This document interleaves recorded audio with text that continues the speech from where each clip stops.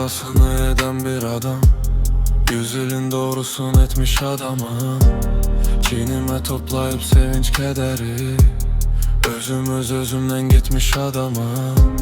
Dünyada boş sarayda aşk əsirləri, adlayıb daxmada yaşayan adam.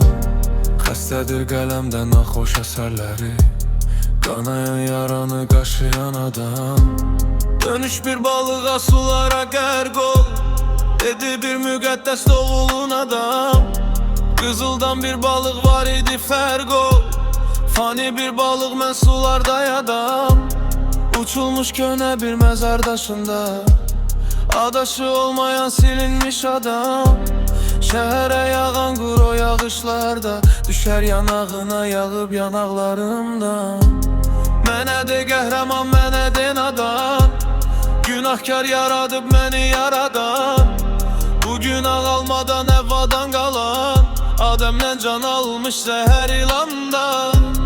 Bu gələn vəhi deyil gəlir adan, qəribə frekans deyil sıradan.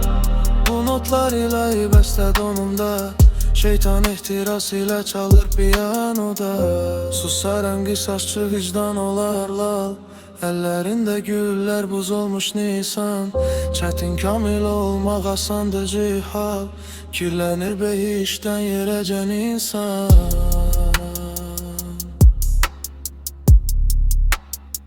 Yerəcən insan.